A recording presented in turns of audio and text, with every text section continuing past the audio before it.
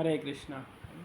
तो इस तरह से हमने देखा था पिछले अध्याय में है कि निषद देश में है वीरसेन नाम से प्रसिद्ध एक राजा है और उनके पुत्र का नाम है नल है, जो धर्म और अर्थ के तत्वज्ञ थे। तो इस तरह से जो बृहदाश्व हैं वो युधिष्ठिर महाराज को ये कथा है वो सुना रहे हैं। तो आज का अध्याय 53 नंबर, नल दमयंती गुणों का वर्णन, उनका परस्पर अनुराग और हंस का दमयंती और नल को एक दूसरे के संदेश सुनाना। तो यहाँ पर बृहदाश्व कहते हैं कि धर्मराज निषद देश में वीरसेन के पुत्र नल नाम से प्रसिद्ध एक बलवान राजा हो गए हैं। वे उत्तम गुणों से संपन्न, रूपवान और अश्व संचालन की कला में कुशल थे हैं। तो उनकी विशेष गुण क्या था कि वो अश्व के संचालन है, घोड़ों को कंट्रोल करने में हैं कुशल थे। जैसे देवराज इंद्र संपूर्ण देवताओं के सिरमौर हैं, उसी प्रकार राजा नल का स्थान समस्त राजाओं के ऊपर था। वे तेज में भगवान सूर्य के समान सर्वोपरि थे। निषद देश के महाराज नल बड़े ब्राह्मण भक्त, वेदवेता, सूरवीर, दूत क्रीड़ा के प्रेमी, सत्यवादी, महान और एक अक्षौहिणी सेना के स्वामी थे हैं। तो क्या क्या था उनके पास? एक तो वो ब्राह्मण भक्त थे, ये बहुत अच्छा गुण था। फिर वो वेदवेता थे, ये भी ठीक था। सूरवीर थे, ये भी ठीक था। लेकिन वो दूत क्रीड़ा के प्रेमी भी थे तो ये माइनस पॉइंट है, क्योंकि व्यक्ति का एक दुर्गुण है वो उसके जीवन का है वो नाश कर सकता है। क्योंकि युधिष्ठिर महाराज के पास पूरा धन संपत्ति, राज वैभव सब कुछ तो था, राजसूय यज्ञ किया था और चक्रवर्ती सम्राट बन गए थे। लेकिन एक दोष क्या हुआ? जुआ खेला है, और जुआ खेलने के कारण है वो उनका पूरा राज्य भी चला गया और अभी वन में भटक रहे हैं।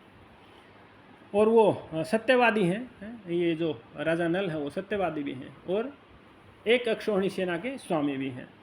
वे श्रेष्ठ स्त्रियों को प्रिय थे और उदार जितेंद्रिय प्रजाजनों के रक्षक तथा साक्षात मनु के समान धनुर्धरों में उत्तम थे। इसी प्रकार उन दिनों विदर्भ देश में भयानक पराक्रमी भीम नामक एक राजा राज्य करते थे हैं। तो एक भीम है, ये युधिष्ठिर महाराज का भाई, और ये दूसरा है विदर्भ देश का राजा है भीम। वे सूरवीर और सर्व सद्गुण संपन्न थे, उन्हें कोई संतान नहीं थी, अतः संतान प्राप्ति की कामना उनके हृदय में सदा बनी रहती थी। भारत राजा भीमसेन अत्यंत एकाग्र चित्त होकर संतान प्राप्ति के लिए महान प्रयत्न किया।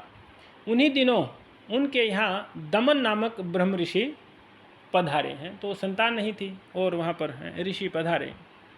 राजेंद्र, धर्मज्ञ तथा संतान की इच्छा वाले उस भीम ने अपनी रानी सहित उन महातेजस्वी मुनि को पूर्ण सत्कार करके संतुष्ट किया। महायशस्वी दमन मुनि ने प्रसन्न होकर पत्नी सहित राजा भीमसेन को एक कन्या और 3 उदार पुत्र प्रदान किए हैं। तो पूर्व में है ये सब ऋषियों के पास शक्ति होती थी है कि वो उनको संतान प्राप्ति करवा सकते थे। कन्या का नाम था दमयंती है। तो जो भीमसेन है, विदर्भ देश का राजा है भीमसेन है, उसकी कन्या है वो है दमयंती। और पुत्रों के नाम थे दम, दांत और दमन। ये 3 पुत्र हुए। ये सभी बड़े तेजस्वी थे। राजा के तीनों पुत्र गुण संपन्न, भयंकर वीर और भयानक पराक्रमी थे। सुंदर कटी प्रदेश वाली दमयंती रूप, तेज, यश और सौभाग्य के द्वारा तीनों लोकों में विख्यात यशस्विनी हुई। पहले राजा नल के विषय में खाली इतना ही बताया है कि वो निषेध देश के राजा वीरसेन के पुत्र हैं और वो घोड़ों में हैं कुशल हैं और ये सब में प्रेमी हैं। लेकिन इसके सामने वापस से दमयंती की पहले स्टोरी शुरू किया है। तो सुंदर कटी प्रदेश वाली दमयंती रूप, तेज, यश और श्री सौभाग्य के द्वारा तीनों लोकों में विख्यात यशस्विनी हुई। जब उसने युवावस्था में प्रवेश किया उस समय 100 दासियों और 100 सखियों वस्त्र आभूषणों से अलंकृत हो सदा उसकी सेवा में उपस्थित रहती थी, मानो देवांगनाएं सची की उपासना करती हों। सची मतलब जो इंद्रदेव हैं उनकी पत्नी हैं। तो इस प्रकार से वो सभी जो दासियां थी उनकी सेवा करती थी। वह लक्ष्मी के समान अत्यंत सुंदर रूप से सुशोभित थी। उसके नेत्र विशाल थे। देवताओं और यक्षों में भी वैसी सुंदर कन्या कहीं देखने में नहीं आती थी। मनुष्यों तथा अन्य स्वर्ग के लोगों में भी वैसी सुंदरी पहले न तो कभी देखी गई थी और न सुनने में ही आई थी। उस बाला को देखते ही चित्त प्रसन्न हो जाता था। वह देव वर्ग में भी श्रेष्ठ सुंदरी समझी जाती थी हैं। तो यहाँ तक कि हैं देवता लोग भी उसे सर्वश्रेष्ठ सुंदरी हैं समझते थे। तो उनमें भी उससे अधिक और कोई सुंदरी नहीं थी हैं। मनुष्यों तथा अन्य वर्ग के लोगों में भी वैसी सुंदरी न तो देखी गई थी और न सुनने में आई थी। उस बाला को देखते ही चित्त प्रसन्न हो जाता था। वह स्वर्ग में भी श्रेष्ठ सुंदरी समझी जाती थी। नर श्रेष्ठ नल भी, अभी नल का पक्ष शुरू हुआ है, नर श्रेष्ठ नल भी इस भूतल के मनुष्यों में अनुपम सुंदर थे। उनका रूप देखकर ऐसा जान पड़ता था मानो नल के आकार में स्वयं मूर्तिमान कामदेव ही उत्पन्न हुआ हो है। तो यहाँ पर राजा नल की जो